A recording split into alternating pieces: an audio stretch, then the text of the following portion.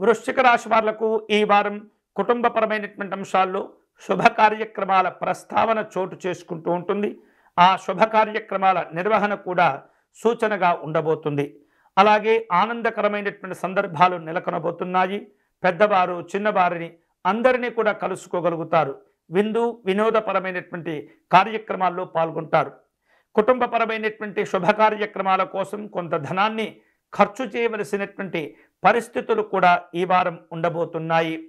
సానుకూలమైనటువంటి వాతావరణాలు పెంపొందించుకోగలుగుతారు. బంధాలు అనుబంధాల వలన ఎంతో ఉత్సాహంగా ఈ వారం మీరు కనిపించగలుగుతారు.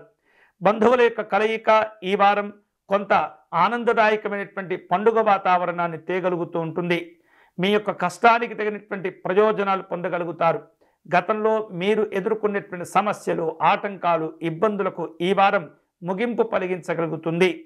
తద్వారా ఎంతో కష్టపడి ఎంతో ఇబ్బందులు ఎదుర్కొన్నటువంటి మీ యొక్క మనస్సు ఒక్కసారిగా ఆహ్లాదకరంగా మారిపోయేటటువంటి అవకాశాలు కూడా ఉన్నాయి. ఎవరైతే మిమ్మల్ని నమ్మించి మోసం చేశారో, మీ సహకారం తీసుకొని మీకు ఉపయోగపడలేదో వారు మళ్ళీ తమ తప్పును తెలుసుకోగలుగుతారు. అందరినీ ఆదుకునేటటువంటి ప్రయత్నం చేస్తూ ఉండాలి. ఇతరులతో మాట్లాడే సందర్భంలో ఓపికతో వ్యవహరించండి. అందరినీ కూడా కలుపుకుంటూ వెళ్ళండి. ఎవరిని కూడా తక్కువ చూడకుండా ఉండటం ద్వారా మీ గౌరవం మరింతగా ఈ వారం పెరగబోతుంది. సామాజిక పరిచయాలు పెరగటం, అవి విస్తరించటం కూడా జరుగుతూ ఉంటాయి.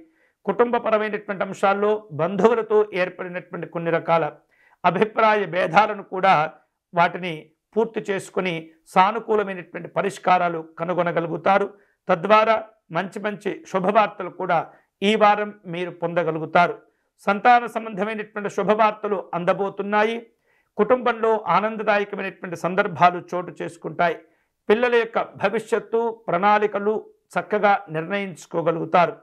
ఆరోగ్య విషయాల్లో శ్రద్ధ తీసుకుంటూ ఉండాలి. ఈ వారం మీరు అప్పులు తీసుకోవటం ఇవ్వటం మంచిది కాదు. అటువంటి వాటికి చాలా జాగ్రత్తగా, నియంత్రణగా, స్పష్టమైనటువంటి అవగాహనతో, అభిప్రాయంతో ఉన్నట్లయితే అవి మీకు చాలా మేలు చేస్తుంది.